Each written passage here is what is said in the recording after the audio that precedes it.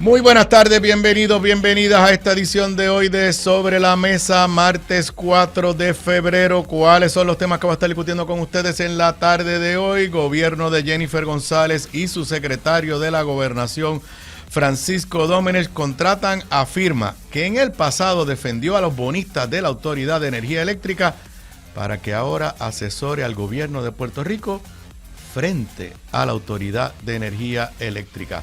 Sigue la controversia sobre la Parguera. ¿Estará el cuerpo de ingenieros preparándose para intervenir en la Parguera? ¿Tienen más propiedades allí los suegros de la gobernadora? Tomás Rivera Chat comienza a mover la agenda ultraconservadora al aprobar medidas sobre el aborto. Primeros retos a Pablo José como presidente del PPD, tiraera dentro de la Asociación de Alcaldes y la votación de los senadores populares sobre el aborto. En la segunda hora conversaré con el licenciado José Bernardo Betito Márquez sobre la presidencia de Pablo José y la renuncia del presidente de la UPR. Preocupación precisamente por la vacante en la UPR. Prometen tapar los boquetes en las carreteras. Veremos. Trump vuelve al ataque. Según CNN, preparan orden ejecutiva para eliminar el Departamento de Educación Federal. Y señoras y señores, los huevos no se ponen a peseta, se ponen a doble peseta en los Estados Unidos. Esos son los temas que voy a estar discutiendo con ustedes en la tarde de hoy, en Sobre la Mesa, que comienza ahora. Un líder cuya voz conecta historia y actualidad. Su visión clara y experiencia única dan luz a los temas que moldean nuestra nación. Aníbal Acevedo Vilá está en Radio Isla 1320. Esto es Sobre la Mesa. Muy buenas tardes, bienvenidos, bienvenidas a esta edición de hoy de Sobre la Mesa. Para los que me estén escuchando en vivo o viendo en vivo a través de la cadena de Radio Isla 1320, en la página de Facebook de este servidor, de esta emisora, en el canal de YouTube de esta emisora, en radioisla.tv, son las 3:58 de la tarde. Para los que me estén escuchando, me estén viendo grabado, pues será la hora que sea que usted nos esté viendo o nos esté escuchando. Recuerden que esta edición de hoy, como al igual que todas las demás, se retransmite a las 10 de la noche por el canal 85 de Liberty Cable TV, y más tarde la encontrarás en todas las plataformas que permiten escuchar podcast a través del internet, y también en mi canal de YouTube la encontrarás más tarde en el día de hoy o temprano mañana en la mañana. Muchos temas, voy rapidito a los temas que quiero discutir con ustedes en la tarde de hoy. Bueno, este tema lo tocaron los amigos de Puestos para la Mañana temprano en la mañana de hoy, pero creo que amerita una discusión más profunda. El periódico El periódico El Vocero, la puedes ponchar ahí la nota de control, puedes ponchar la nota de El Vocero. El periódico El Nuevo Día nos pone una noticia que pues puede parecer, parecía interesante, positiva. Contratarán firma de inversión para manejar la quiebra de la Autoridad de Energía Eléctrica. En la página 8, edición impresa del Nuevo Día, del Vocero, obviamente también está en la edición digital. AFAF enfatizó la necesidad de resolver los asuntos de la bancarrota, una nota de Pedro Menéndez de El Vocero. Yo la leí, le tengo que admitir que me pareció algo interesante, no vi nada que me preocupara hasta que escuché a los amigos de Puestos para la Mañana aquí en Radio Isla 1320. Voy a leer los primeros dos párrafos. La Autoridad de Asesoría Financiera y Agencia Fiscal, AFAF, informó a la jueza Taylor Swain que ha entablado diálogos con la firma de inversión bancaria Houlihan Lokey con el fin de obtener nuevas perspectivas de negocio en el caso de la bancarrota de la Autoridad de Energía Eléctrica. Cita textual a la moción que le presentaron a la jueza Swain.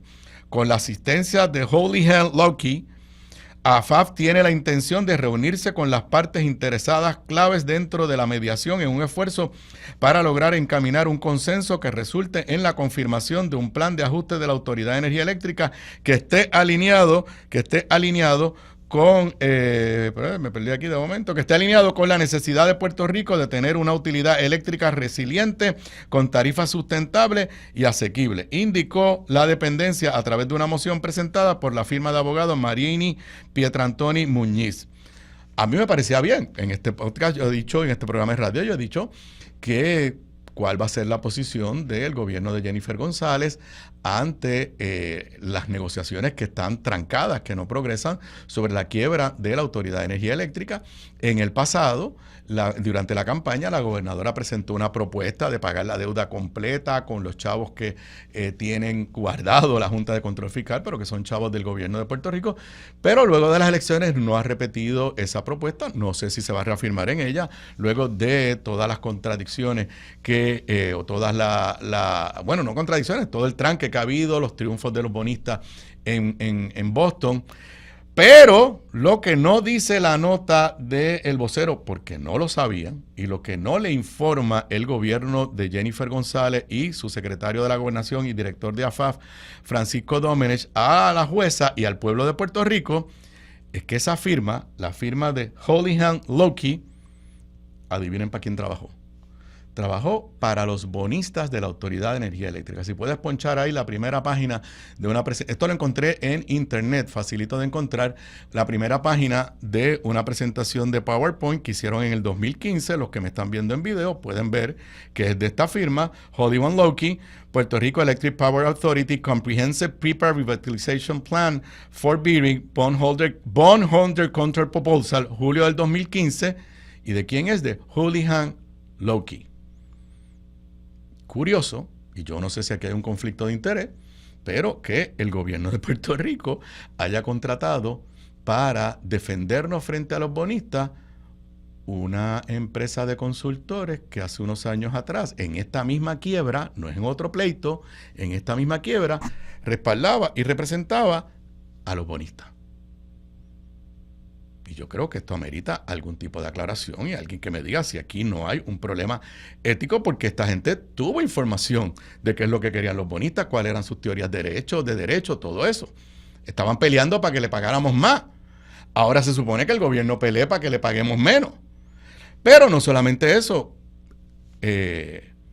Francisco Domenech, quien está a cargo a nombre del gobierno de representarnos en todo esto, hasta los otros días, y esto es legítimo, era uno de los socios dueños de la firma Polytank, que es una firma de cabildero, donde está también el amigo Kenneth McClintock. Es una firma muy seria. Yo nunca he escuchado ninguna actuación impropia de esa firma, ni estoy diciendo aquí nada impropio. Pero Francisco Domenech era cabildero de los bonistas.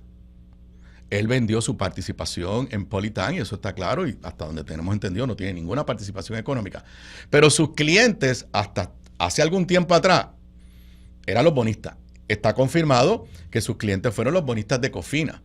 Pero en la industria, en ese mundo de los bonistas, de la quiebra y todo eso, también se ha señalado que es posible que hayan sido representantes de los bonistas de la Autoridad de Energía Eléctrica. Control, si puedes ir llamando a la licenciada.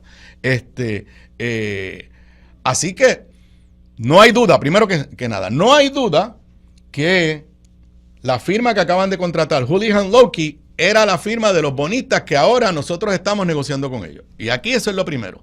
Si hay o no hay un conflicto de interés. Y vuelvo y repito, usted lee la nota del vocero y eso no sale. No se lo informaron a la jueza Taylor Swain en la moción que le presentaron. Me imagino que los bonistas deben estar muy contentos, pienso yo, porque dicen, bueno, si este estaba con nosotros y ahora está del otro lado, nos va a ayudar a convencer al gobierno que hay que pagarle más. Y creo que ese lo que yo he escuchado, lo estoy diciendo con mucho cuidado, porque sí, yo sé que la firma Polytank representó a Cofina, a los bonistas de Cofina. No sé si es correcto lo que he escuchado de que también representaron a los bonistas de la Autoridad de Energía Eléctrica, pero me parece que el secretario de la Gobernación y director de AFAF está aquí en unas áreas un poco grises que hay que aclararlas. ¿Por qué se contrata para representar al gobierno de Puerto Rico una firma de cabildero que hace unos años atrás, para representar al gobierno de Puerto Rico frente a los bonistas de la Autoridad de Energía Eléctrica, a una firma que hace unos años atrás representaba a los bonistas de la Autoridad de Energía Eléctrica frente al gobierno de Puerto Rico? Nada, la situación de la Autoridad de Energía Eléctrica, de nuestro sistema energético, es una situación complicada. Esa la heredó la gobernadora Jennifer González, pero dentro de toda esa situación está la negociación o el tranque en la negociación de la quiebra, y habrá que ver cuáles son las posturas que asume el gobierno de Puerto Rico y aclarar por qué han contratado a una firma que hace unos años atrás estaba en el otro lado. en el lado de los bonistas, en contra de nosotros, el pueblo de Puerto Rico. Bueno, hoy la licenciada Zoe Lavoy y este servidor grabamos el nuevo episodio de Análisis de la Z a la A, y no solamente lo grabamos, sino que hoy empezamos una nueva etapa. Los que me han seguido aquí o los que nos siguen en el podcast saben que hemos abierto en esta plataforma que se llama Patreon, una página, como usted le llame, un enlace para nosotros interactuar con nuestros seguidores. Usted se registra ahí durante el mes de febrero, es completamente gratis. Esto es un mecanismo o una plataforma que eventualmente se cobra mensualmente y es para tener una comunicación más directa con nuestros seguidores. Y hoy hicimos el experimento de que mientras grabábamos nos estaban siguiendo en vivo aquellos que se habían registrado en nuestra página, para hablar un poco sobre esa experiencia que tuvimos hoy y brevemente sobre el contenido. El episodio de hoy se le hizo disponible a los que se registraron en Patreon y estará disponible como siempre en nuestra página de YouTube y en Spotify y Apple Podcasts a las 7 de la noche. Para hablarme de esa experiencia de hoy, tengo en la línea telefónica a la licenciada Zoe Lavoy. Saludos, Zoe. Saludos, Aníbal, saludos a ti y a tu radioescucha. Cuéntame, porque no voy a contarlo yo, ¿cómo te pareció esa experiencia de que, como todos los martes, grabamos nuestro episodio, pero hoy interactuamos leyendo los mensajes y contestando algunos de los mensajes que nos escribían los que nos estaban siguiendo en vivo? Y obviamente un poquito adelantarle a los radioescuchas los temas que discutimos en el episodio de hoy, que estará disponible a las 7 de la noche. Obviamente para los que están en el Patreon ya está disponible. Pues mira, Aníbal, tengo que comenzar diciendo que esto es idea de Luisito Herrero, que nos estuvo ayudando hoy. Exacto, de Puestos para el Problema. Y él es el que ya llevaba un tiempito diciéndonos, oye, ya Análisis de la Z a la A se puede mover a un próximo paso, la gente quiere compartir con ustedes más, y nos convenció, y hoy tú y yo por primera vez estamos un episodio de Análisis de la Z a la A, pero como tú bien le estás explicando a tu radio escucha, a la vez teníamos unas cuantas personas conectadas y haciéndonos comentarios mientras hablábamos, y comentarios, tengo que decirte, Aníbal, para mí la experiencia fue súper chula. A mí me encantó porque, primero, que me encanta que como que en real time, en tiempo real, las personas están reaccionando a lo que tú y yo estamos diciendo, nos hacen comentarios, nos hacen inclusive preguntas, y la verdad es que la experiencia fue chulísima. Yo tengo que añadir que yo hoy descubrí que tú eres tecnológico. Yo no sabía eso. Yo sé muy poco, si algo, de tecnología, así que entre tú y Luisito me han ayudado a dar estos pasos. Yo tengo que aceptar que yo al principio del programa de hoy estaba un poco ansiosa porque era como que, voy a hablar de los temas como siempre hablamos, pero además tengo que estar pendiente de los comentarios.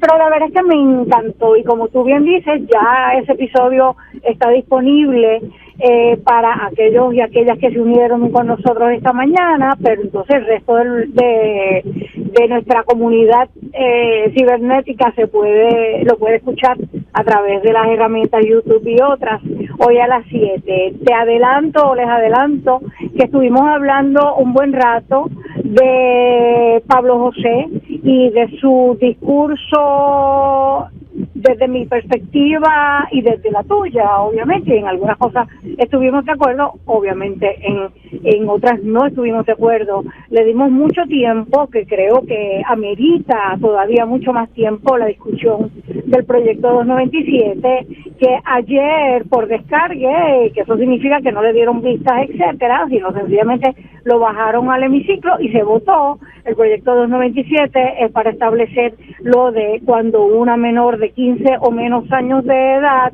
va a hacerse una terminación de embarazo o un aborto, que si esto pasa, ya está aprobado en el Senado, si pasa a Cámara, pues pasará a la Fortaleza y pudiera, yo espero que no, pero pudiera convertirse en ley, que esa menor requiera la autorización de papá, mamá o tutor. Y eso no tenemos el tiempo ahora para explicarlo, pero suena bien, pero no es bueno para Puerto Rico, no es bueno para esas menores. Esto que estamos haciendo tú y yo es un teaser para que pues nos escuchen y nos vean a las 7 de la noche, desde las 7 en adelante, pero tú les puedo decir que tú diste muchos datos sobre la situación de las menores embarazadas en Puerto Rico, que me parece que eran muy atinados para entender las posibles consecuencias de esta medida. Definitivo. Y nada, terminamos hablando un poco de los nombramientos que se evaluaron y se confirmaron ayer, de los que nosotros creemos que están en peligro. Así que nada, los invitamos a que escuchen el podcast esta noche y como siempre nos dejen sus comentarios positivos, negativos, pero siempre con respeto. Zoe, dile a los que se quieran suscribir al Patreon, dile cómo es que lo hacen. Ay, no. Me iba a decir, pensando en el podcast, que puedo hablar malo, que voy a decir una mala palabra. Sé, es que no eso lo voy a decir, pero díselo tú, Aníbal. Yo sé, es que eso es, además de que no es muy tecnológica, pues todas estas cosas de whatever.com, whatever, pues se le olvida. Facilito, www.patreon.com/análisis de la Z a la A, además de que pues los que se suscriban el martes que viene podrán escucharnos, sabernos y compartir con nosotros en vivo, como hicieron los que ya estaban, algunos de los que estaban suscritos, van a poder ver el podcast antes que el resto de la población. Y soy yo, no todos los días, pero de tiempo en tiempo estamos poniendo columnas en esa página para que las puedan leer. Inclusive yo me estoy tratando de disciplinar para el bosquejo de lo que voy a decir en Sobre la Mesa, hacérselo llegar a través de esa plataforma. Así que es gratis por el mes de febrero y después pues eventualmente pues estaremos, como se hace a través de esa plataforma, requiriendo algún pago mensual para que puedan tener esa comunicación con nosotros. Así que algo más, Zoe, antes de que sé que tienes otros compromisos. No, yo creo que eso es todo. Yo creo que déjame decirte, yo creo que este proyecto está bien interesante, porque la realidad es que eso es lo que tú y yo siempre hemos querido hacer en Análisis de la Z a la A desde el principio, es hablar aquellos temas importantes para los y las puertorriqueñas y darle información para que la gente decida. Así que con la ayuda de la gente que se une a través del Patreon, pues es mucho más atinada, yo creo, ¿no?, la discusión. Así que nada, les invitamos a que se unan y gracias, Aníbal, por la oportunidad de hablar de esto un ratito en tu programa de Radio Isla. Gracias a ti por la intervención, cuídate. Bye bye. Bueno, ya lo saben, primero pues se pueden registrar en www.patreon.com/análisis de la Z a la A, y pues nosotros nos hemos comprometido a tener una interacción con todos los que nos sigan allí, quizás diaria, y pues el que tengan el privilegio de comunicarse directamente con nosotros. Y el episodio de hoy estará disponible para el resto de la población. Para los que ya están registrados en el Patreon, ya ellos tienen acceso para verlo. Esa es una de las ventajas cuando usted se suscriba. Igual pues daremos otras informaciones, no digo yo confidencial, sino de forma privilegiada. Bueno, volviendo a los temas que quiero discutir con ustedes en la tarde de hoy. Sigue las controversias o la controversia en la Parguera. La semana pasada recordarán que dimos la noticia y un poco no se entendió qué era lo que había pasado, de que el Cuerpo de Ingenieros había cancelado el Memorandum of Understanding, el memorando de acuerdo que había firmado con el gobierno de Carlos Romero Barceló en 1978, y fue una comunicación bien simple, bien sencilla, pero a la misma vez confusa, porque nadie entendía qué era lo que significaba esa cancelación de el acuerdo por parte del Cuerpo de Ingenieros en medio de todas estas controversias sobre la Parguera. El senador Eliezer Molina ese día, creo que fue desde el floor del Senado, un poco hizo casi hasta una acusación de que el Cuerpo de Ingenieros se estaba convirtiendo en una especie de cómplice de los posibles violaciones de ley en la Parguera y la controversia con los suegros de la gobernadora. Pero lo tengo que decir, Eliezer utilizó el mecanismo que tiene como senador y le pidió un requerimiento de información a las autoridades federales, que quiero aclarar esto. El Cuerpo de Ingenieros no tiene que contestarle nada obligado al Senado de Puerto Rico, porque uno es el gobierno de Puerto Rico, otro es el gobierno federal. Pero curiosamente, el Cuerpo de Ingenieros le contestó a Eliezer Molina, y al contestarle, abre, a mi entender y a entender de muchos de los que hemos leído esa carta que le mandan a Eliezer Molina, ahora un poco la interpretación es diferente. Si puedes poner por ahí la nota del periódico Noticel. Voy a leer esta nota de Noticel, las partes importantes y donde se cita la carta y la interpretación que hace el licenciado y periodista Oscar Serrano. Sin acuerdo que los limite, ahora federales entrarán en, entre comillas, violaciones potenciales en La Parguera. Federales quieren atender, entre comillas, violaciones potenciales en La Parguera y el acuerdo de 1978 les limitaba, así que lo cancelaron. Leo la nota de Oscar Serrano. Una carta del Cuerpo de Ingenieros anuncia su intención de procesar las violaciones ambientales que ocurren en La Parguera y arroja dudas sobre si el proyecto que busca legalizar las casetas que allí ubican podrá inmunizar a sus propietarios. El Cuerpo de Ingenieros entiende que el acuerdo de entendimiento que firmaron en 1978 con el gobierno de Puerto Rico para asumir actitud de manos afuera en La Parguera lo limitaba para lo que ahora quieren hacer, que es procesar violaciones ambientales en esta área. Esta postura queda clara en una carta que el cuerpo envió el lunes al senador Eliezer Molina, quien les había sometido un referido el 16 de enero. Estoy aquí un poco para ir a las partes pertinentes. En este contexto de toda la controversia, el Cuerpo de Ingenieros decidió rescindir el memorándum. Cita textual. Aunque el memorándum fue bien intencionado, limita las opciones de permisos y cumplimiento del cuerpo de Ingenieros, de manera que ya no se alinea con nuestros planes de atender las actividades no autorizadas dentro de La Parguera y otras áreas, planteó el comandante del distrito, coronel Charles Decker, quien apuntó a Nelson R. Colón como el jefe de regulaciones de la entidad y que está a cargo de este tema. La carta no menciona la orden del secretario de Recursos Naturales ni el proyecto que envió la gobernadora. Lo que dice es que su terminación del acuerdo ocurre porque están, entre comillas, reevaluando nuestras estrategias y enfocando nuestra atención en áreas de mayor incidencia de violaciones potenciales como La Parguera. O sea, señores, lo que le están explicando a Eliezer Molina y a través de él al pueblo de Puerto Rico es que no cancelaron el memorando porque no van a hacer nada. Lo que sucede es que, de lo que yo entiendo del memorando, decía que las casetas que estaban flotantes, las casas flotantes, de eso se encargaba el Cuerpo de Ingenieros, y las que estaban en el área marítimo terrestre, en los mangles, pero adherida a tierra firme, de esas se encargaba el Departamento de Recursos Naturales y el Gobierno de Puerto Rico. Y lo que yo estoy interpretando es que el Cuerpo de Ingenieros está diciendo, espérate, nosotros queremos meterle mano a todo. Y con ese memorándum nos iban a decir que eso le tocaba al gobierno de Puerto Rico. Vuelvo a la nota de Noticel.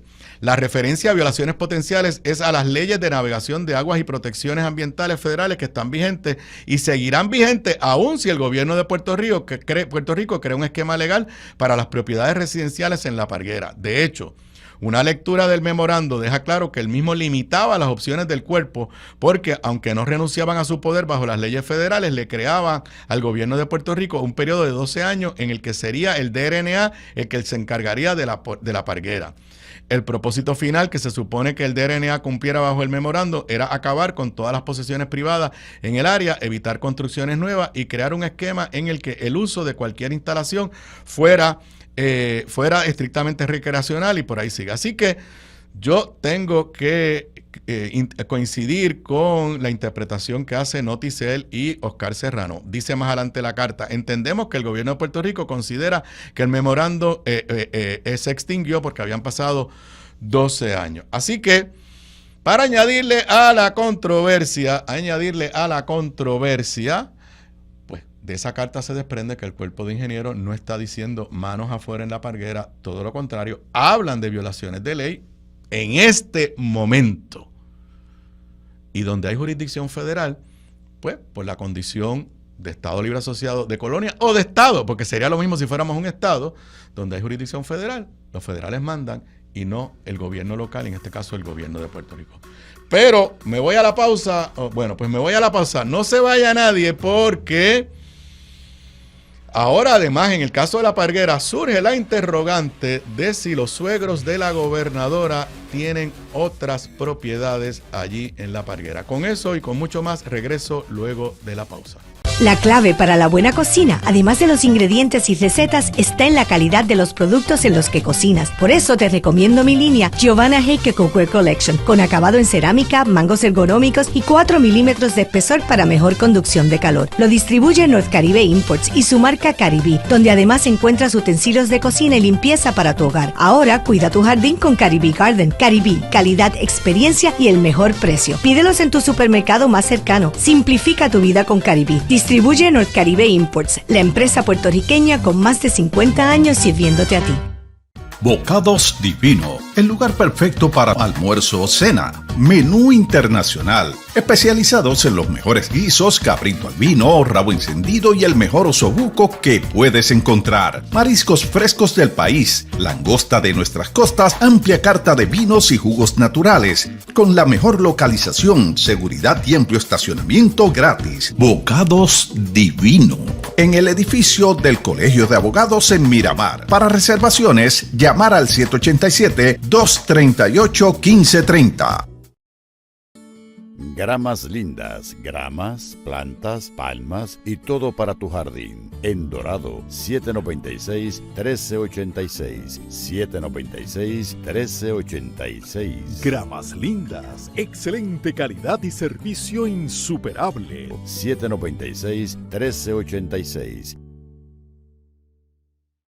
Aquí de regreso a Sobre la Mesa. Para los que me están escuchando, me están viendo en vivo, son las 4:25 de la tarde de hoy, martes 4 de febrero del 2025. Bueno, antes de irme a la pausa, resumí la interpretación que hace el periodista Oscar Serrano, con la que yo estoy de acuerdo, de la carta que el Cuerpo de Ingenieros le envió al senador Eliezer Molina, de la cual pues uno puede interpretar que el Cuerpo de Ingenieros está diciendo cancelamos el memorándum, que de todas formas entendíamos que era letra muerta, porque vamos a actuar, o por lo menos vamos a considerar la posibilidad de actuar, y habla de violaciones de leyes federales y reglamentos federales en La Parguera. Relacionado con eso, el senador Eliezer Molina también hace unos días atrás, creo que también desde el hemiciclo del Senado, hizo un serio señalamiento que quedó medio en nada, de que él alegaba que los suegros de la gobernadora tenían más propiedades allí en La Parguera. Nadie le había dado seguimiento que yo supiera eso, pero ayer la gobernadora estaba jugando pelota dura, y allí sí se le hizo la pregunta sobre este tema. Si puedes poner el video, para los que están en audio, el audio, para los que están en video, de la intervención de la gobernadora ayer en Jugando Pelota Dura. El tema de La Parguera sigue sobre el tapete en el Senado. El presidente ha solicitado el listado de todas las personas que tienen casas en La Parguera, y hay quien indica que posiblemente la familia de su esposo tienen otras propiedades allí, y que eso es lo que pudiera estar el Senado buscando. ¿Hay alguna otra propiedad que tenga sus suegros en La Parguera? Una pregunta. Y dos, ¿cómo se siente con este proceso de fiscalización en este tema específico del presidente del Senado? Mira, a mí no me preocupa en lo más mínimo, porque esto fue un tema que se discutió en la primaria, se discutió en la elección general, y yo públicamente hablé de cuál era mi intención con el área de La Parguera y con el área de zona marítimo terrestre en Puerto Rico. Porque aquí se habla de La Parguera, pero nadie habla de La Perla, ¿verdad? Que tiene la misma situación y que nosotros vamos a tener que entrar a resolver para que estas personas tengan el acceso a su propiedad. Lo mismo en Boquerón, lo mismo en Loíza, lo mismo en el resto de la zona de Puerto Rico. Somos una isla, así que tenemos propiedades en zona marítimo terrestre. En el caso de La Parguera, pues obviamente uno lo pudiera llamar que es especial porque son un atractivo, son parte de la oferta turística en Puerto Rico que no se ha estado atendiendo. Usted va a Matalagata, aquello está hecho canto. Usted va a Playita Rosada, aquello está cerrado, no está disponible para el acceso al público. político. Y siempre hablé durante la primaria y la campaña que nosotros le íbamos a invertir los recursos y que íbamos a hacer la cosa de manera ordenada. Así que esas casas que están ahí llevan 50, 60, 70 años. Antes de yo nacer ya las casas estaban ahí. Van a seguir allí. Y van a seguir ahí, y la política pública es que se registre, que paguen sus aranceles, que ese dinero por el que su administración no va a venir allí un proceso de remover, ni de sacar, ni de destruir, ni de demoler. Todo lo contrario. No es añadir terreno nuevo, no es ampliar la huella, es que estas personas paguen y ese dinero se utilice para la reserva. Esa es la única propiedad que tienen ellos allí. Eso le corresponde decirlo a mi suegro. Yo no tengo la tenencia de las propiedades de mi suegro. O sea, usted no tiene esa información de si ellos tienen más propiedades. No la tengo, pero ¿cuál es la diferencia? Si tuviera 1, 2, 3, 5, 10 propiedades. La realidad es que esta es una zona, primero que no los conocía hace 10 años atrás cuando le voté a favor a un proyecto de Faja El Zamora para dar exactamente lo mismo que establece la orden ejecutiva. Le voté a favor en aquella ocasión y ahora entiendo que debe ser la política pública. Ok. Bueno, más allá de lo que ella dijo, ya acabamos de analizar cómo el cuerpo de ingenieros da a entender que ellos podrían actuar, que la gobernadora no haya rechazado tajantemente y no haya dicho que eso es una calumnia, que eso es difamación, de que sus suegros tienen más de una propiedad, y que dijera que había que preguntarle a los suegros. La gobernadora que celebró la orden administrativa, que le dio gracias a Dios a la orden administrativa, que está mandando proyectos de ley, que ha sido activa en defender los intereses de su suegro, ahora nos dice que no sabe, que ella no sabe y que le pregunten a los suegros. Pues ahora a mí me crea la duda. Ya el periódico Metro, si la puedes ponchar ahí, levantó una nota donde básicamente pues lo hace como pregunta. Si tendrán o no tendrán propiedades los suegros de la gobernadora. Ahí está la nota de Metro, obviamente a base de lo que ella dijo ayer.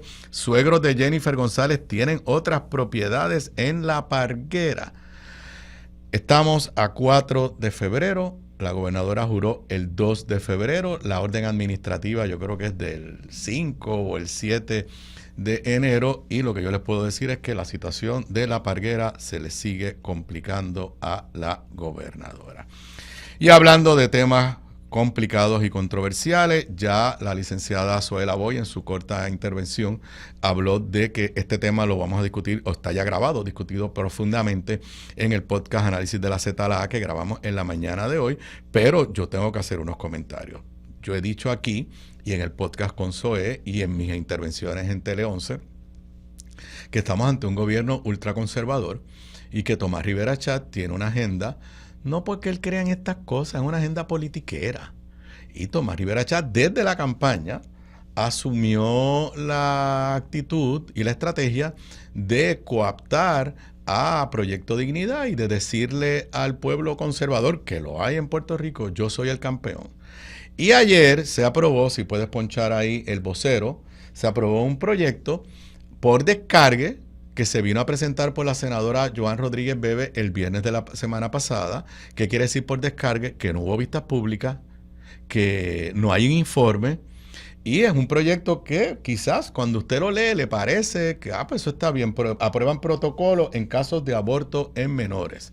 Y lo que dice es que si una niña de 15 años va a solicitar un aborto, solamente se puede hacer si tiene la autorización del padre o la madre. Y pues mucha gente eso le parece sencillo, pues claro, es una menor de edad. Vuelvo y repito, tienen que ir al podcast Análisis de la ZLA, donde particularmente Zoé lo analiza con mucha más profundidad que la que yo estoy haciendo aquí, pero estoy de acuerdo con los que han levantado objeciones. En primer lugar, esto no es un problema.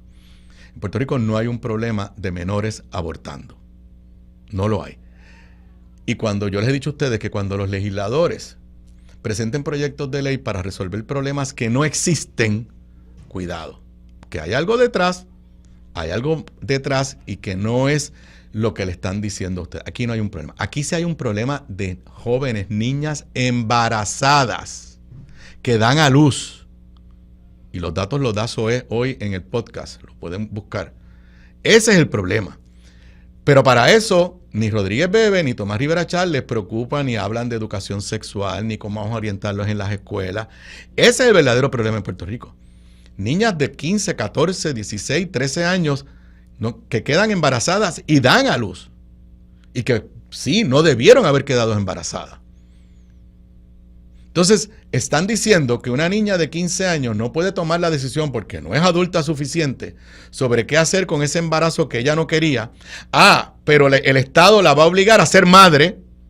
O sea, no está lista para tomar una decisión si continúa o no continúa con el embarazo, pero sí está lista para ser madre a los 14 años. Y lo otro, que para mí es lo más preocupante, es que en Puerto Rico hay un problema de abuso sexual contra los menores grave, que lo sabe todo el país.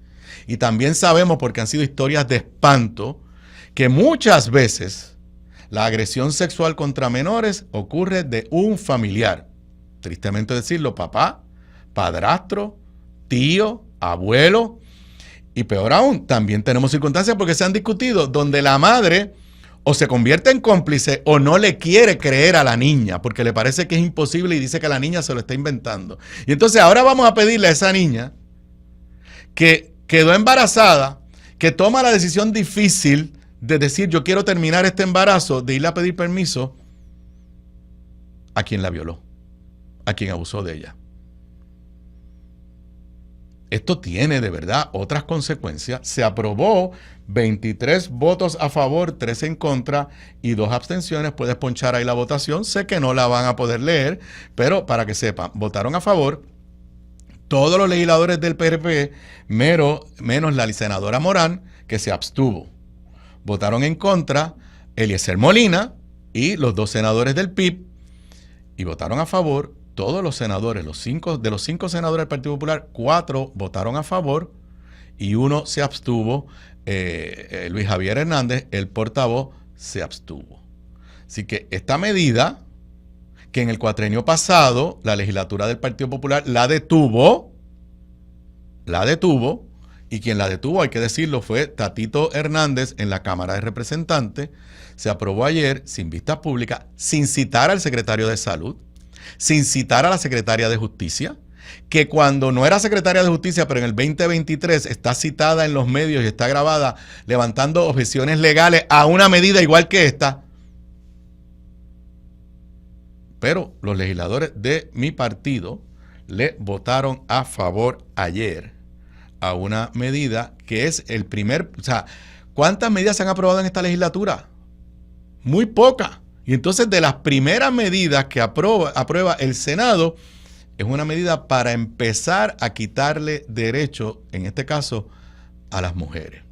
Repito, sin vistas públicas, sin citar a la secretaria de la familia, sin citar al secretario de Salud, sin citar a la secretaria de Justicia, sin citar a los expertos en estas áreas, para atender un problema que no existe, pero obviar el que de verdad existe, que es el alto número de niñas que quedan embarazadas en Puerto Rico. Pero esos mismos que aprobaron esto ayer están en contra de la educación sexual en las escuelas. Están en contra de que se hable de anticonceptivo. Y de ese tema, ¿me voy a la pausa ya? Sí, me voy a la pausa. Y de ese tema voy a hablar luego de la pausa en lo que se refiere a el compromiso de Pablo José, que yo sé que es genuino, de convertir al Partido Popular en un verdadero partido de centro, y cuáles los retos que en estas primeras 24, 48 horas ya enfrenta Pablo José como presidente del Partido Popular Democrático. Regreso con eso y más luego de la pausa. Sobre la mesa. Aquí de regreso a Sobre la Mesa. Para los que me estén escuchando, me estén viendo en vivo, son las 4:42 de la tarde de hoy, martes 4 de febrero del 2025. Bueno, en la pasada intervención hablaba del proyecto que fue aprobado ayer por descargue en el Senado. Yo anticipo que se va a aprobar en la Cámara y, como dije, lo discutimos a profundidad en Análisis de la Z, que estará disponible a las 7 de la noche con la licenciada Zoe Lavoy, aunque Zoe tiene la esperanza de que Jennifer González, que lo tengo que decir, históricamente no ha sido, aunque es republicana y es conservadora, no ha sido tan ultraconservadora en este tipo de temas. Pero Zoe piensa que hay la posibilidad de que Jennifer lo detenga. Yo lo veo muy difícil, pero eso la historia nos lo dirá, y como dije antes de la pausa, creo que este es el primer paso para empezar a abrir la puerta de ir quitándole derechos a las mujeres, y particularmente lo que tiene que ver con las decisiones sobre su cuerpo y el derecho al aborto.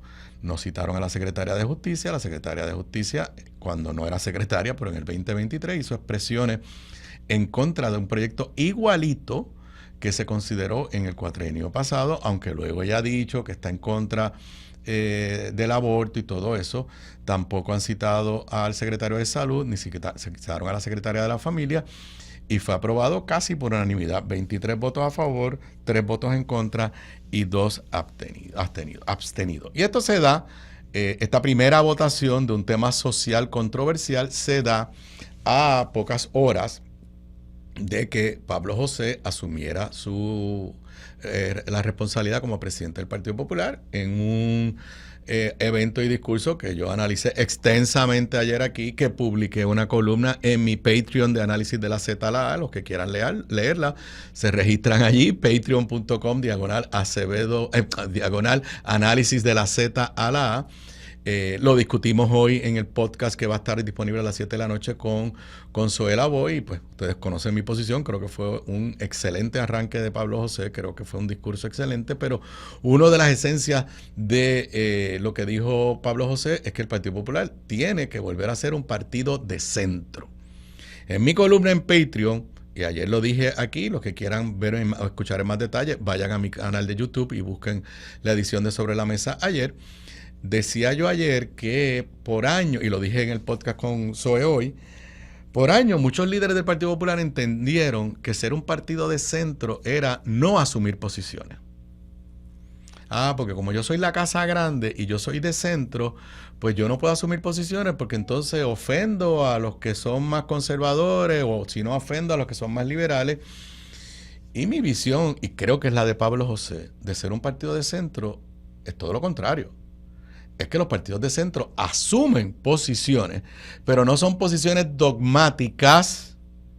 Por ejemplo, y esto no es lo que estamos hablando aquí, yo creo que un partido de centro es un partido que dice: yo no creo que todo tiene que estar en manos del gobierno y que por ende la privatización siempre se tiene que descartar, pero un partido de centro también dice: pero yo tampoco creo que todo en manos privadas funciona mejor que en manos gubernamentales. Un partido de centro puede decir: hay esta función que hoy la está llevando a cabo el gobierno, y luego de analizarla decir: el sector privado con diferentes garantías la podría llevar a cabo mejor, más costo efectiva, y hay otras que, lo siento mucho, no voy a privatizarlas porque no van a estar en manos privadas, porque es solamente en manos gubernamentales se adelanta la búsqueda del bien común. Eso es un partido de centro.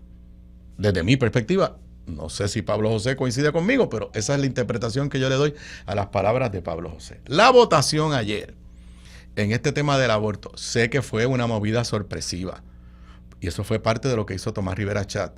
No se llevó a vistas públicas, nadie lo esperaba. El proyecto se radicó por la senadora Rodríguez Bebe. Obviamente aquí había un contubernio de Rodríguez Bebe con Tomás Rivera Chat, porque nadie aprueba presenta un proyecto un viernes y se lo aprueban el lunes, salvo que lo haya coordinado todo con Tomás Rivera Chat.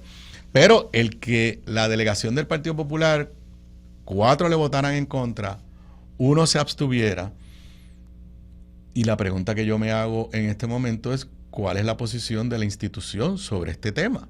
Sobre el tema general de los derechos de las mujeres a tomar decisiones sobre su cuerpo, y sobre este proyecto en específico. Y creo que aquí hay la primera señal de los problemas institucionales que hereda Pablo José de un partido que no está claro qué es lo que representa. Yo no estoy diciendo que obliguen a los senadores y a los representantes a votar por la línea de partido, pero yo creo que el país necesita saber cuál es la posición del Partido Popular sobre estos temas. Y si el Partido Popular puede decir: mire, nuestra posición es proteger los derechos adquiridos por las mujeres, y como partido no favorecemos que se comience a limitar el derecho al aborto. Pero, puede decir, pero sí reconocemos que hay unos miembros en nuestro partido que, pues por las razones que sea, y sobre este tema, pues podrá votar como quiera. Pero yo necesito, y el país necesita saber cuál es la posición del Partido Popular. sobre este proyecto y sobre lo que viene después. ¿Cuál es la posición del Partido Popular sobre el proyecto del Senado 1, llamado entre comillas de libertad religiosa? Que no es otra cosa que una excusa para legitimar el discrimen contra la comunidad LGBTQ+. Así que aquí Pablo José recibe su primer reto como presidente del Partido Popular Democrático. Mi consejo es que tiene que agarrar estos temas pronto. Este es mi consejo. Si lo deja suelto, cuando vas en el proyecto de libertad religiosa, va a pasar lo mismo. Y una de las cosas que dijo Pablo José correctamente el domingo es que la percepción, correcta o incorrecta, pero la percepción generalizada es que el Partido Popular es igual que el PNP. Y en la votación de ayer sobre este tema, el Partido Popular se proyectó igualito que el PNP en un tema complicado, emocional, pero importantísimo sobre los derechos de la mujer. Lo otro, que es en un plano diferente, pero por unas razones que yo no entiendo, no sé qué hay detrás, hay una especie de guerra declarada por el amigo Tato García Padilla, alcalde de Coamo, contra el exalcalde de Villalba y expresidente de la Asociación de Alcaldes. La semana pasada, aquí en Radio Isla, Tato, como le decimos cariñosamente, y ese es su apodo, Tato dijo que Javier había dejado la Asociación de Alcaldes media quebrada, por no decir quebrada. Javi salió y hoy, luego de la presidencia de Pablo José, aquí nuevamente en Radio Isla, si quieres puedes ponchar el titular de Radio Isla, Tato vuelve a hablar y hacer serios señalamientos en contra de Luis Javier. Leo aquí la nota de la página web de Radio Isla. Alcalde de Coamo asegura empeño de Luis Javier Hernández por ganar las elecciones, fraccionó a la Asociación de Alcaldes. Previamente, García Padilla sostuvo que Hernández Ortiz gastó buena parte de las finanzas de la entidad, que sumaban cerca de $3 millones. Eso lo ha negado Javi, pero la controversia está ahí y Luis Javier es el portavoz del Partido Popular en el Senado. Cito de aquí de la página web de Radio Isla. El alcalde de Coamo, Juan Carlos García Padilla, tronó nuevamente contra Luis Javier Hernández Ortiz al señalar que el ahora senador, en su empeño por ganar las elecciones, fraccionó a la Asociación de Alcaldes, organización que presidió mientras fungía como ejecutivo municipal de Villalba. Cita textual de lo que dijo Tato. Es muy buen político. Como todo, tuvo éxito y tuvo fracaso. Yo creo que en ese sentido, en el asunto fiscal y de unificar, yo creo que su empeño por ganar candidatura fraccionó a la asociación y, de alguna manera, tuvo un disloque en la comunicación, en el proceso adecuado de dirigir un colegio. Acuérdate que cuando tú diriges un colegio, son colegiados que pagan cuotas. En ese sentido, pues yo no estuve de acuerdo con muchos de los procesos.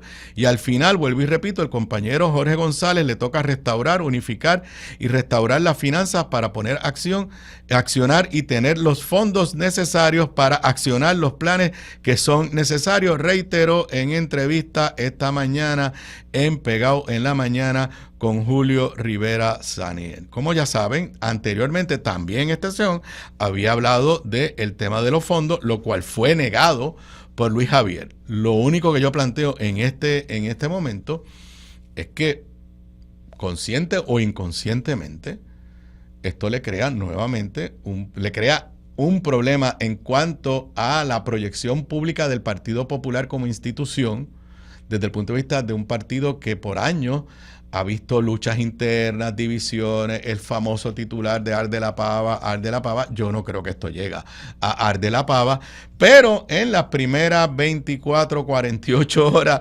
de Pablo José como presidente del Partido Popular Democrático, tiene que bregar con un problema de dos poderosos líderes.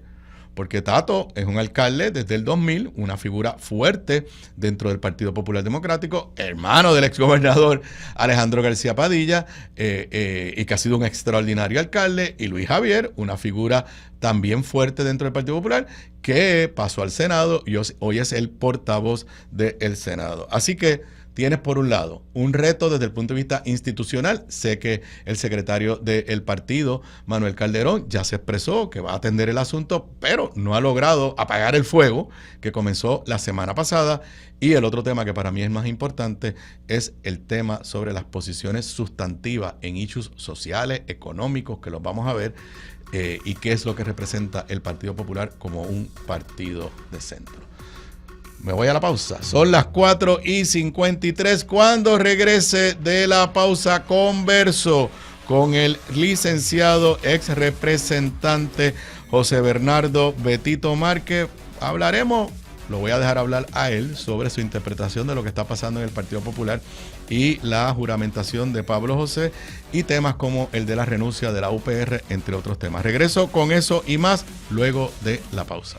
Aquí de regreso a Sobre la Mesa. Para los que me están escuchando o me están viendo en vivo, son las 4:58 de la tarde, y al igual que el martes pasado, y confío que lo podamos hacer todos los martes de ahora en adelante, tengo por la vía telefónica al licenciado José Bernardo Betito Márquez. Saludos, Betito.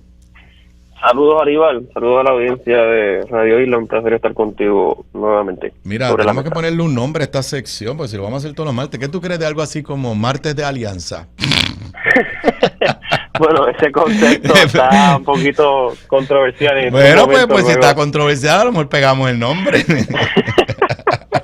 Te tengo que admitir que se me acaba de ocurrir, no lo tenía planeado. Sí, pero sí, como yo sé que vas a hablar de la otra alianza, pues... Sí. Lo voy a evaluar.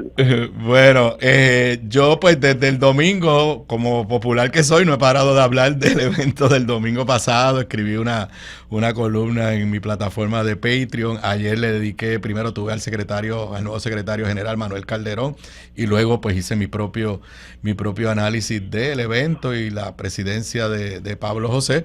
Pero ahora pues me gustaría tener una perspectiva totalmente diferente, y que tú un poco... y en el podcast que grabé con Zoe, ella da también su perspectiva, que se va a estar disponible a las 7 de la noche, pero quisiera pues tu perspectiva de la situación del Partido Popular, la presidencia de Pablo José, lo que dijo, cómo tú percibes todo esto.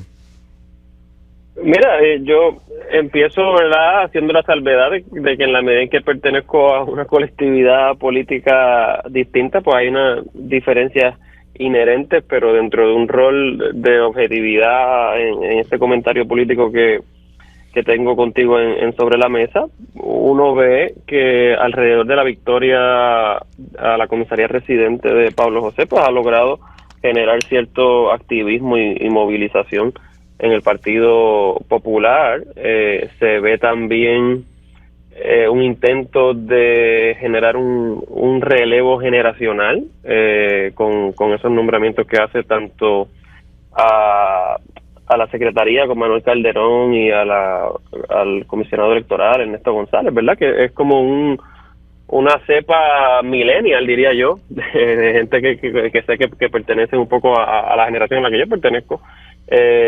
Y pues eso genera un entusiasmo que uno ve alrededor de las huestes del Partido Popular Democrático. Ahora bien, con el contenido y el mensaje que está lanzando Pablo José, pues ahí es que surgen algunas interrogantes de qué se trata, ¿no? ¿Cuál es la propuesta política que él trae de renovación o refundación, el concepto que creo que está utilizando?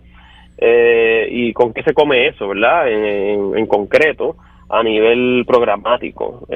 Tú mencionabas unos temas que van generando ciertas diferencias, me parece a mí, incluso desde el cuatrienio pasado y anteriores, ¿no? En el Partido Popular, y ser de centro, pues qué quiere decir eso a nivel económico, a nivel cultural, a nivel gubernamental, como criterio, como característica política del Partido Popular, sin hablar, ¿verdad?, de qué significa la cuestión del Estado Libre Asociado actualizado o renovado, que sabemos que es un tema recurrente al interior de esa colectividad. Así que creo que más allá de la cuestión, digamos,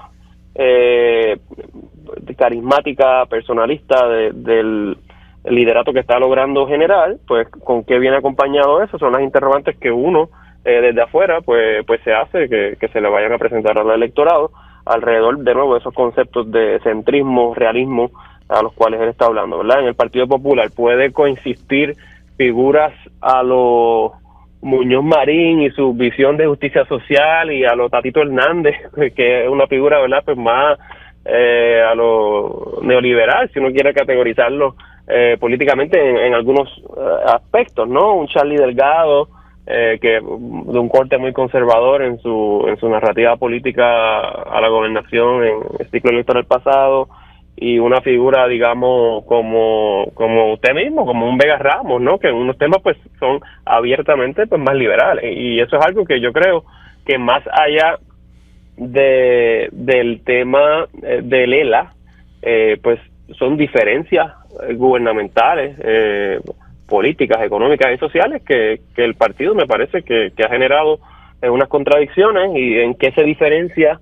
del PNP, digamos, como partido que se está perfilando más hacia la derecha en los últimos años, y un movimiento como Victoria Ciudadana, la alianza, que uno puede decir que está más como al centro izquierda, pues qué es lo que distingue al Partido Popular. Son las preguntas que yo creo que van a surgir de este nuevo capítulo que está proponiendo el Cuela como presidente y como líder de esa colectividad. Tu análisis, intervención, comentarios me lleva, y un poco ya me contestaste cuando tú mismo describes a Victoria Ciudadana como de centro izquierda. La pregunta que te voy a hacer, y es una pregunta que yo mismo necesito contestármela: Puerto Rico, número 1, ¿tiene un partido de centro ahora? Y número 2, ¿necesita un partido de centro, o esas nomenclaturas ya no tienen espacio? O sea, ¿cómo tú ves eso de... yo estoy de acuerdo que los partidos de centro muchas veces les es mucho más difícil asumir posiciones, pues un poco lo que tú acabas de describir en términos de las personas o las ideologías o las visiones que se tienen dentro de un partido que no está en unos extremos, especialmente en lo económico y en lo social. Vamos a olvidarnos del tema de estatus, que es una particularidad, algo muy particular de Puerto Rico. Pero ¿necesita Puerto Rico un partido de centro? ¿Qué tú crees? Tú y yo no ensayamos esta pregunta, la gente sabe, simplemente habíamos decidido anoche que íbamos a hablar de esto y de la Yupi, pero eso es lo que me gusta de estas conversaciones. Claro. Bueno, yo creo que para una democracia, para un electorado, siempre es bueno tener opciones distintas, ¿no? Y pues va a depender obviamente de dónde está posicionado sus aspiraciones. Yo te pudiera decir, por ejemplo, que lo que yo veo, ¿verdad?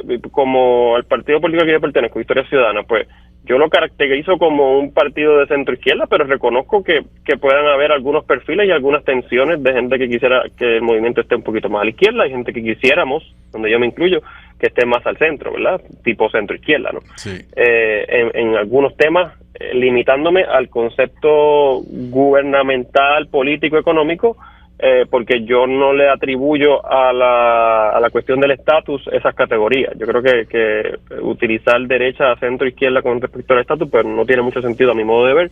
Yo utilizo esas categorías estrictamente en los conceptos más de qué tipo de gobierno, qué tipo de cultura, qué tipo de economía queremos tener. Así que yo pensaría que es saludable para la democracia que exista ese partido, un partido de centro. No sé si el Partido Popular, bueno, él está diciendo que eso es lo que aspira a hacer. Sí, yo creo... Yo interpreté que él lo que está diciendo es: abandonamos el centro, o no explicamos, o no somos centro. Y eso es de las cosas cuando él habla de refundar, lo que quiere, como diría yo, pues redefinir lo que es un partido de centro en la realidad puertorriqueña, más allá del tema de estatus. Esa es mi interpretación. Y da un ejemplo de lo que puede ver la reseña, da un ejemplo concreto con respecto al asunto económico, ¿verdad? Entonces dice, hay unos sectores que son, ¿verdad?, pues puramente pro empresa, incentivos económicos, y hay unos que quizás son demasiado hacia la cuestión laboral y los trabajadores. Nosotros tenemos que hacer un balance, ¿no? Ese es el ejemplo que da en el aspecto económico. Lo que yo pregunto es si se va, además de concretar esa propuesta en el aspecto económico, es si va a lograr aglutinar al partido alrededor de esas posturas. Porque si me preguntas mi experiencia, yo he percibido pues contradicciones fuertes en el liderato del Partido Popular a nivel legislativo. Gente que si le pones un tema económico, pues van a querer irse de lleno con toda la cuestión, digamos, de liberalizar cualquier tipo de reglamentación hacia las empresas, incluyendo la cuestión laboral, ambiental, entre otras, y gente que pues logra un balance mucho más cercano a los orígenes del Partido Popular. Entonces, entonces si nos vamos al tema de los derechos civiles, ahí sí que es mucho más fuerte el conservadurismo que yo he percibido, por lo menos del liderato legislativo en los últimos años del Partido Popular. Y eso no se parece en nada al discurso de Pablo Bosch. Así que además de proponerlo y de articularlo, creo que tiene un reto de aglutinar el liderato de ese partido alrededor de esa propuesta que categoriza como centro. Y bueno, de nuevo, o sea, me parece a mí que sí es saludable que ese tipo de espectro político exista.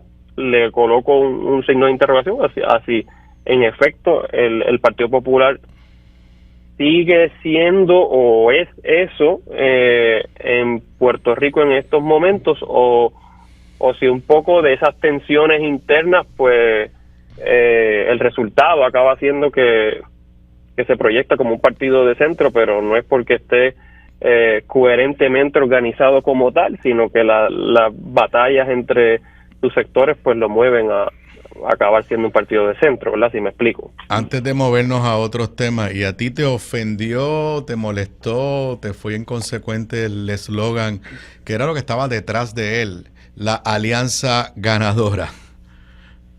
Bueno, eso es pues obviamente un coqueteo con el electorado aliancista, con el que él pues sus números le indican que recibió un porcentaje de votos mixtos, así que pues creo que está estratégicamente utilizando ese vocabulario para llegarle desde temprano a ese sector, así que bueno, entiendo el marketing de la frase alianza ganadora. La pregunta sería, ¿verdad?, si en efecto está proponiendo articular algún tipo de colaboración política con otros sectores fuera del Partido Popular. Habla de que se tiene que generar una comunicación con quienes han abandonado el partido, con quienes están disgustados con la política, pero de nuevo, más allá de una frase, pues no me queda claro si va a articular algún tipo de estrategia para configurar una alianza real, ¿verdad? Más allá de rescatar o de reavivar la base política del Partido Popular. Y esa sé que ha sido una pregunta que mucha gente se está haciendo, o sea, ¿qué es esa alianza? Y yo te voy a decir lo que dije ayer en este programa. Yo creo que él lo que está hablando es de una alianza informal con sectores, pero no necesariamente con partidos, con sectores y personas de fuera del Partido Popular. Y te puedo decir, pues por experiencia propia y la experiencia vivida, los 3 gobernadores que ha elegido el Partido Popular en este siglo, Sila Calderón, este servidor, y Alejandro García Padilla, ganamos con una alianza informal. No ganamos con votos populares solamente. Y en el caso mío, y ya lo he dicho, lo dije ayer y lo destaqué en el podcast que grabé con Zoe, yo recuerdo claramente una conferencia de prensa que se hizo como una semana antes de la elección del 2004 en el Colegio de Abogados, y todos los que estaban allí eran personas que no tenían nada que ver con el Partido Popular, que habían pertenecido a otros partidos o que eran del sector de la cultura o que eran...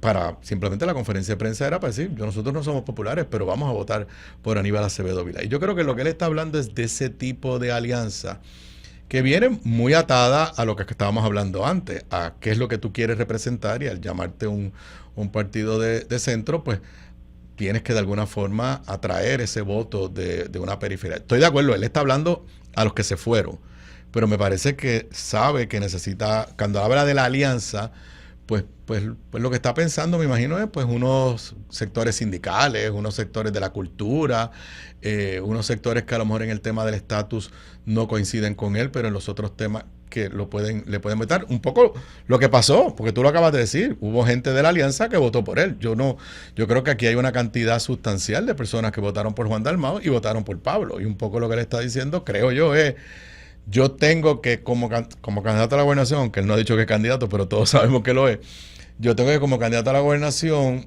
reproducir eso que logré como comisionado, y tengo que lograr que los que sean candidatos del Partido Popular internalicen que esto no se gana con populares nada más. Un poco esa es la interpretación que yo hago, pero creo que es un reto que él tiene de cara al futuro, definir qué quiere decir esa alianza.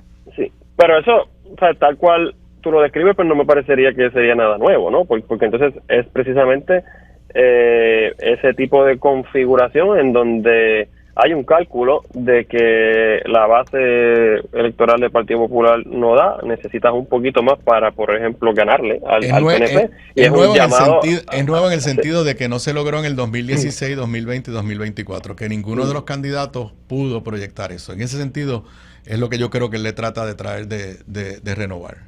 Claro, pero en esencia, pues casi que es conformar una oferta política plural para poder sumar suficiente voto útil para ganarle al PNP, sería lo que está diciendo. No sé si el uso del concepto sea la mejor estrategia, más allá de, como decía, de como una cuestión de mercadeo. O sea, ¿cómo se siente el electorado aliancista con el uso de ese concepto? Sí. Que era un poco la premisa inicial de tu pregunta. Yo creo que ciertos grupos lo tomaron como una cuestión media burlesca, y entonces pues no sé si sea efectivo, pero esto está empezando, así sí. Que falta muchísimo para que cada una de las ofertas políticas se definan y articulen su mensaje y la gente comience, ¿verdad?, pues a activarse y a posicionarse.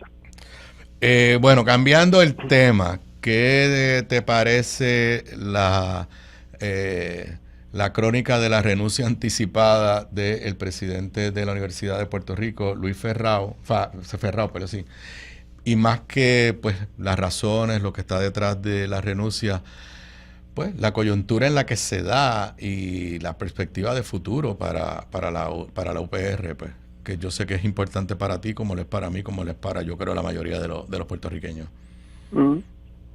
Mira, Ferrao, yo creo que identificó uno de los problemas principales que todos hemos visto, no solamente al interior del proyecto universitario, sino de Puerto Rico en general, que es el tema demográfico, ¿verdad? Lo estuvo tratando de discutir y atender alrededor de una serie de foros y de propuestas como parte de las reformas institucionales que traía como presidente, pero esta propuesta pues definitivamente generó demasiada resistencia y división, a mi modo de ver, con razón, al interior de la comunidad universitaria, y pues a mí me recordó un poco a la salida en su momento, aunque por razones muy distintas, de la rectora del recinto de ciencias médicas, ¿verdad? Hace como ya 2 años, me parece, señora Ríos.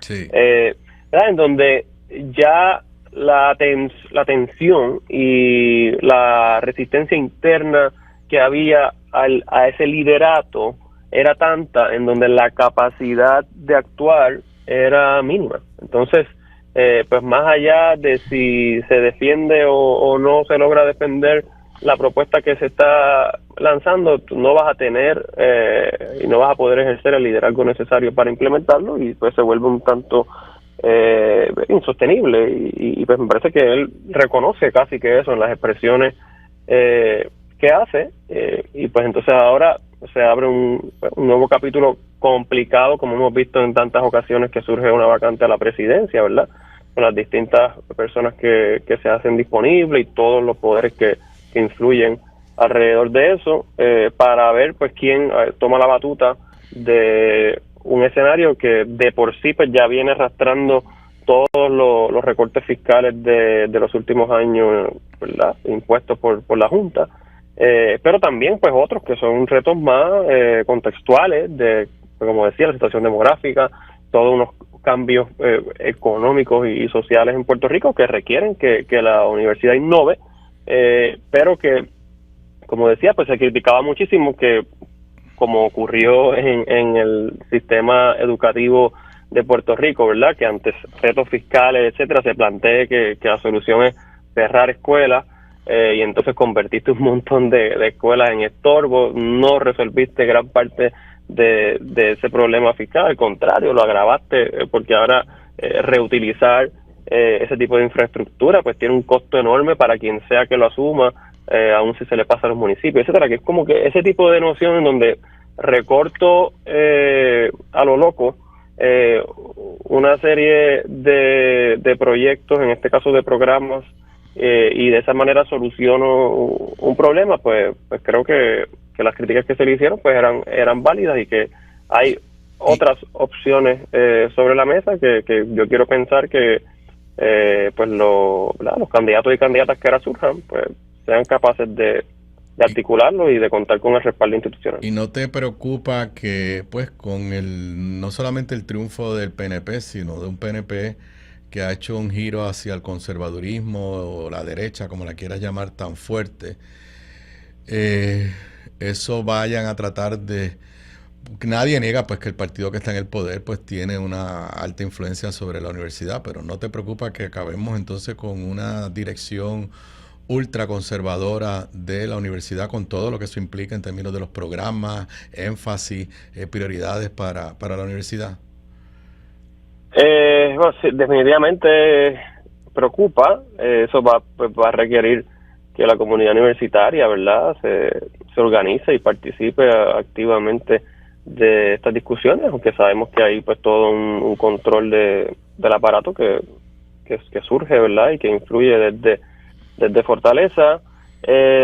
Hubo propuestas tempranas ahora en enero de la legislatura, como por ejemplo el asunto de flexibilizar los requisitos de admisión a la universidad de parte del Senado, que a mí me envió una señal de que quizás la agenda no era cortarle la cabeza a la universidad, sino que hay un reconocimiento de que se requiere pues aumentar la matrícula, y fue una propuesta que recibió pues mucho más apoyo de la comunidad universitaria, por lo menos de lo que pude leer en algunos cortes de prensa de la propuesta que estaba haciendo el presidente de la universidad.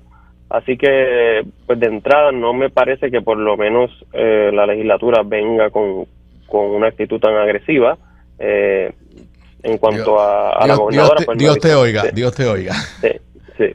No, de acuerdo, o sea, eso es asterisco y todos los caveats posibles de que simplemente pues el que ese haya sido el primer proyecto relacionado a la universidad presentado por el Senado, pues por lo menos no me dio esa impresión. Pero obviamente no se puede subestimar, y la historia está ahí de cómo el PNP en distintas administraciones pues se ha comportado y ha actuado con respecto a la universidad, por cómo identifica a parte, ¿verdad?, del liderato tanto catedrático como estudiantil que surge de ahí, ¿verdad?, entre otras controversias de toda su visión de lo que debe ser pues los proyectos culturales, lo que está ocurriendo con el Instituto de Cultura y otros. Así que no podemos ser ingenuos, pero simplemente menciono eso como algo que a mí pues me hizo pensar un poquito distinto al iniciar el cuatrenio.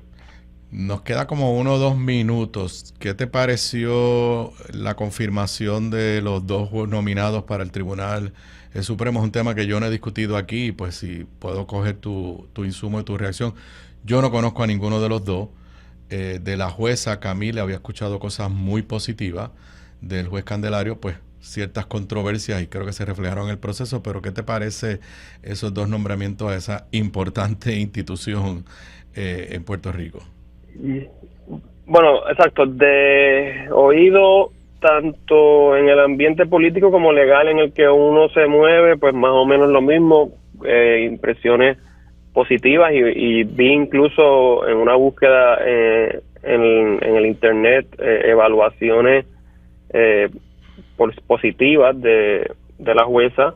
En el caso del juez pues he tenido opiniones mixtas, pero más allá de los méritos de cada uno, lo que a uno le deja un sabor problemático que no le ayuda a ninguno de los dos es el proceso, ¿no? Siempre estamos hablando de unos nombramientos que tienen una vigencia dispuesta en la Constitución, de un rol que, como hemos visto en controversias recientes como el verano 2019 y otros, definen cosas como la gobernación e incluso cosas electorales de entonces quiénes van a estar en el ruedo competitivo, y entonces pues son unos puestos de un nivel que cuando comparamos históricamente tanto en Puerto Rico como a nivel comparado, valga la redundancia, de estados y de jurisdicciones a nivel federal, me refiero, pues se le da mucha más seriedad y detenimiento a la evaluación, ¿no?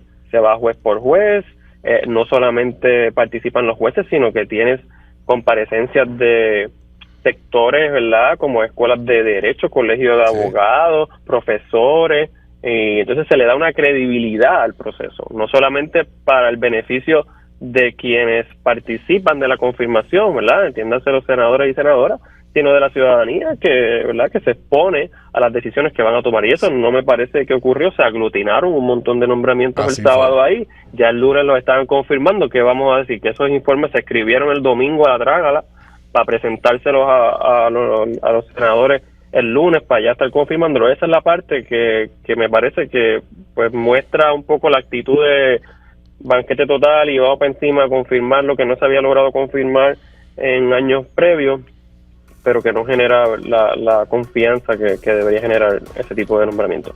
Bueno, te agradezco tu participación y nos volvemos a conectar el próximo martes. Seguro que sí, que estés bien. Yo voy a la pausa. Cuando regrese luego de la pausa tocaré algunos temas todavía de Puerto Rico, pero nuevamente hay que darle bastante a lo que está pasando en Estados Unidos y a la presidencia de Donald Trump. Con eso y más regreso luego de la pausa. La mesa. Aquí de regreso a Sobre la Mesa. Para los que me están escuchando, me están viendo en vivo, son las 5:29 de la tarde. Entramos a la última media hora de la edición de hoy de Sobre la Mesa, martes 4 de febrero. Bueno, para hablar de una buena noticia, pónchame ahí la primera plana del periódico El Vocero de hoy. Una buena noticia en la que yo le deseo al secretario de Obras Públicas que pueda cumplir esta promesa. Primera plana del Vocero: Obras Públicas promete reparar hoyos y deslizamientos. El secretario Edwin González Montalvo aseguró que atenderán los múltiples problemas que persisten por décadas en las carreteras. Voy simplemente a página 4 de la edición de El Vocero.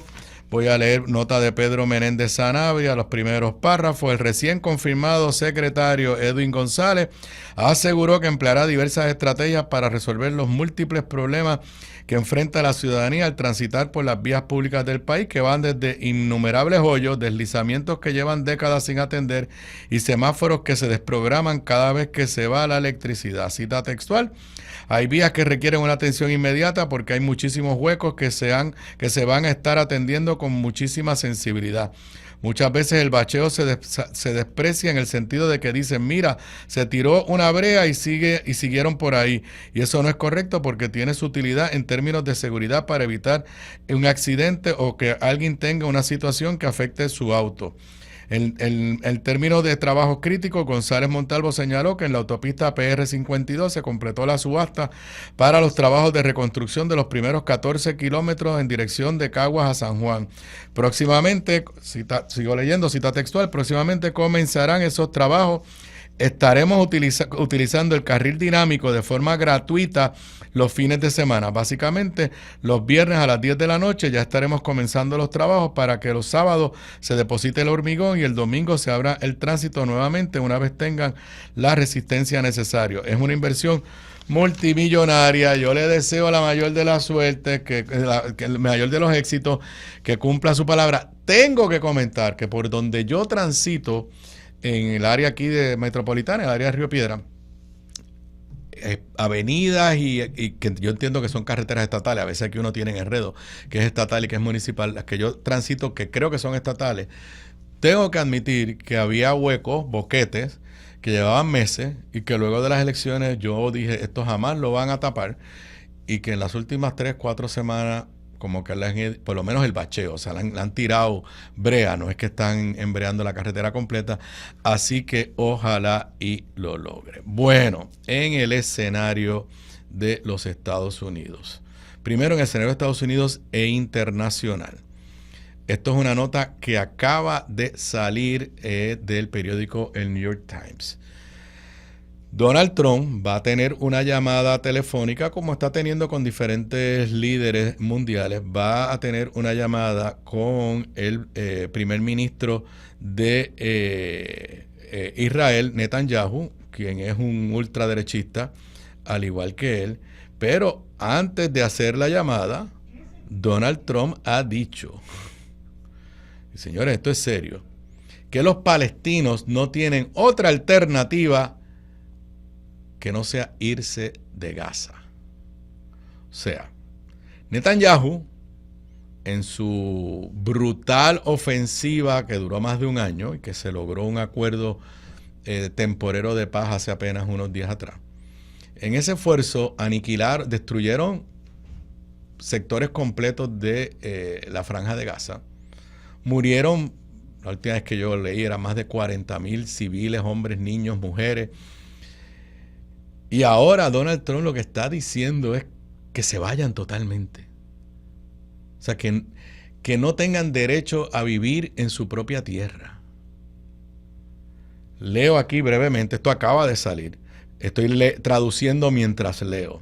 El presidente Trump declaró el martes que los palestinos no tienen otra alternativa que abandonar Gaza porque la devastación luego de la guerra de Israel, por la devastación. Sus comentarios que ocurren cuando estaba listo para recibir, perdón, no era una llamada, lo va a recibir en la Casa Blanca, para recibir a Netanyahu en la Casa Blanca, tienden a indicar que Trump quiere encontrar, bueno, un nueva homeland, una nueva tierra, una nueva patria a los palestinos en lugar de reconstruir Gaza. Lo que sucede con esto, y lo digo yo sin ser experto en estos temas, es que lo que yo he escuchado es que lo que quieren es mandarlo para Jordania o para Egipto. Cita textual: "They have no alternative right now." No tienen ninguna otra alternativa ahora but to leave, que abandonar, que irse. Mr. Trump said of Gazans. I mean, they are there because they have no alternative. What do they have?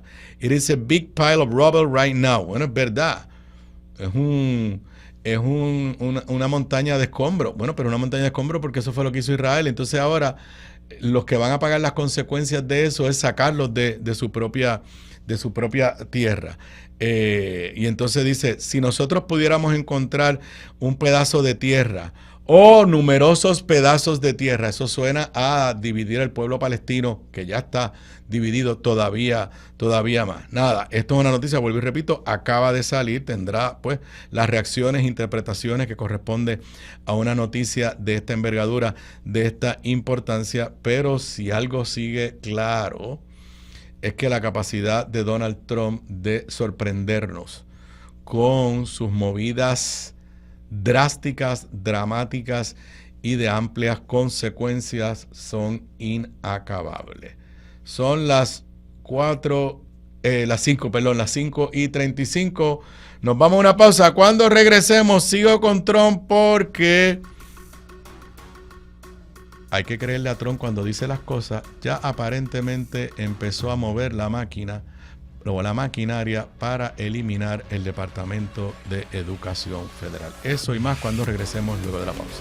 Aquí de regreso a Sobre la Mesa, son las 5:42 de la tarde de hoy, martes 4 de febrero del 2025. Bueno, antes de irme a la pausa, leí una noticia o reseñé y comenté una noticia que acababa de salir sobre unas expresiones que hizo el señor Trump sobre la situación de los palestinos en la Franja de Gaza. Resumo para los que no me escucharon.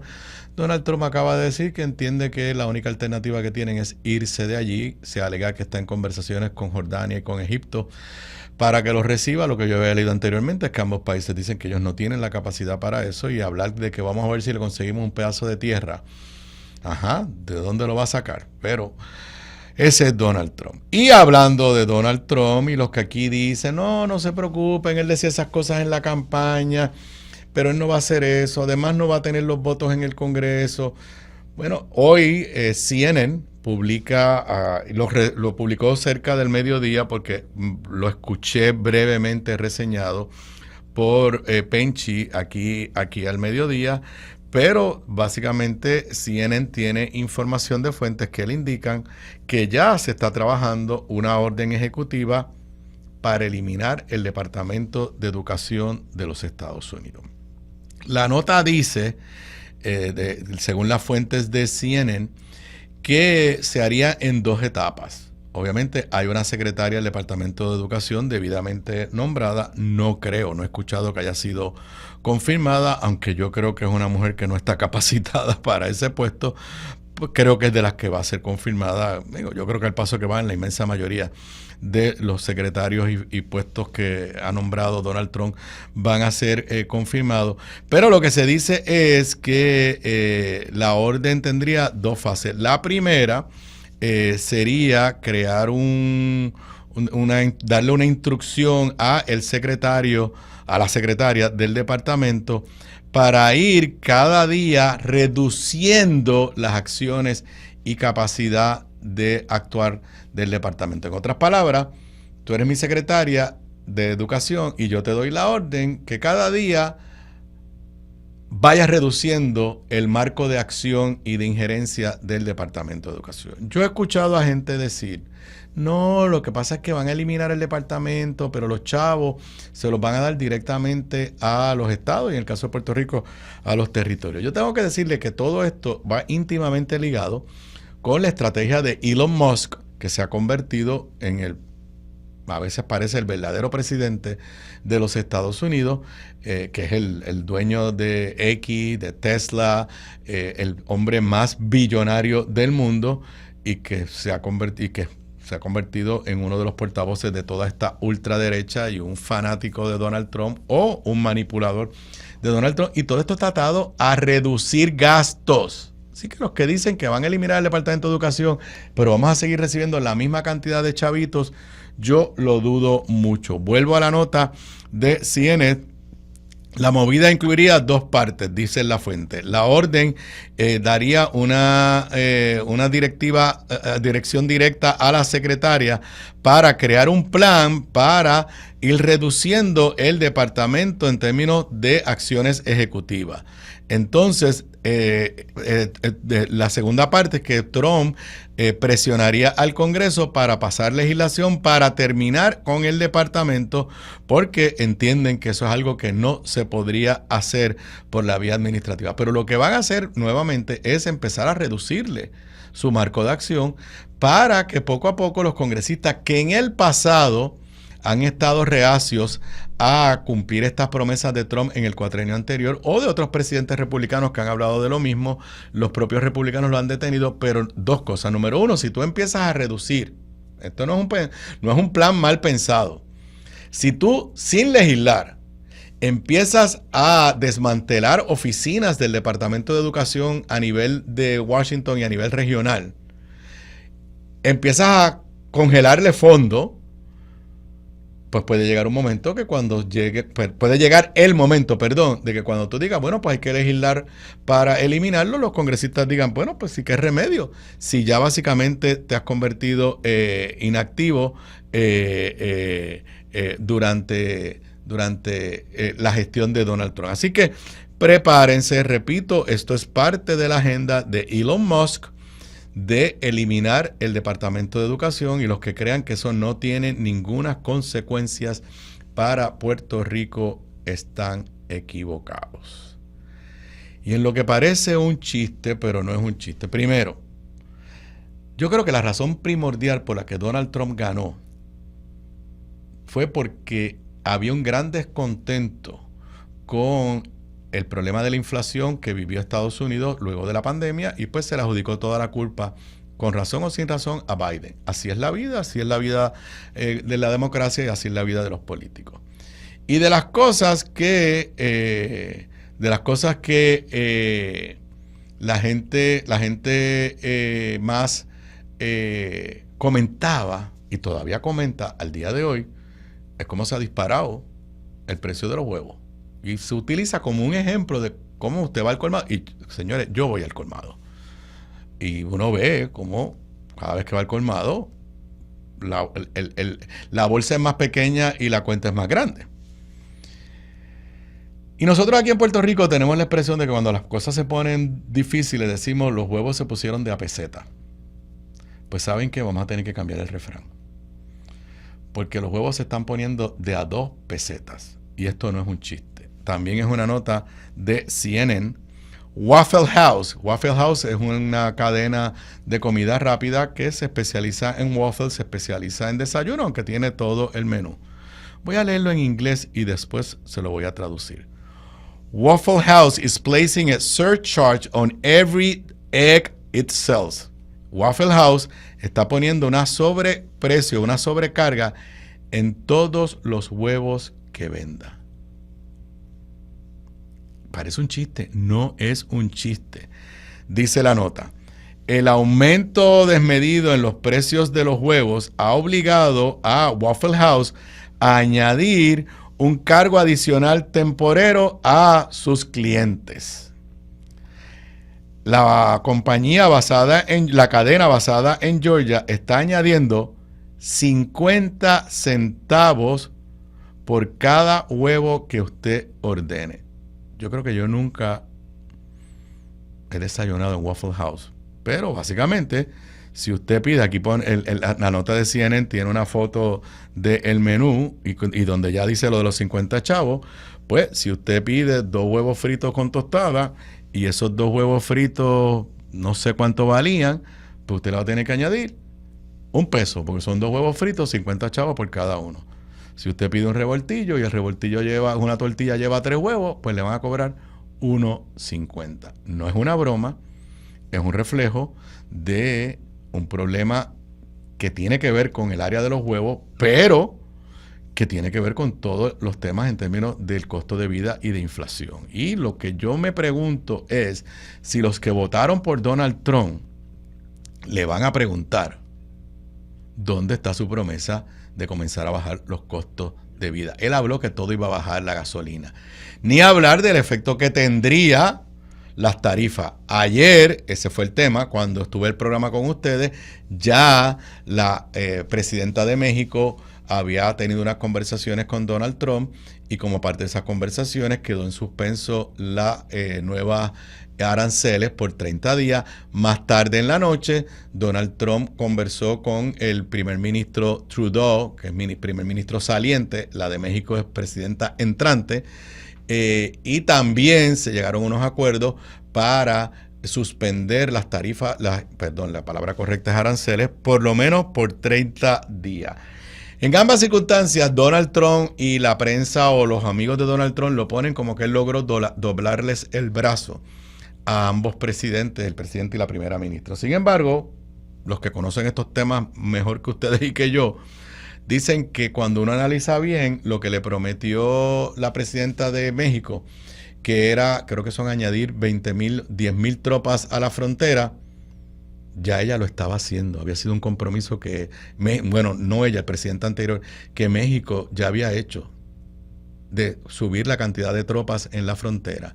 Y en el caso de Trudeau, que habló de una inversión billonaria en tecnología, en recursos, en todo en la frontera, también indican medios de prensa que eso era algo que ya el gobierno de Canadá se había propuesto hacer. Así que, ¿qué ganó Donald Trump con esta controversia? Yo no lo puedo entender. Ha creado una incertidumbre a nivel mundial. Las tarifas, el 10% de las tarifas con China se mantiene, y eso va a tener efectos y repercusiones negativas. Veremos lo que pasa de aquí a el 1 de marzo, si esta amenaza de Donald Trump se queda en nada o si estaremos viendo unos aranceles que no es otra cosa que un impuesto que pagaríamos ustedes y yo, y que tendría un efecto devastador, bueno, no devastador, pero un gran impacto sobre nuestro costo de vida y las producciones aquí en Puerto Rico. Y son las 4:53. Con eso yo me despido por hoy. Luego lo próximo aquí en Radio Isla 1320, Noches con Sentido con Carlos José Ortega. Ustedes y yo nos volvemos a ver en vivo mañana miércoles a las 3:55 de la tarde.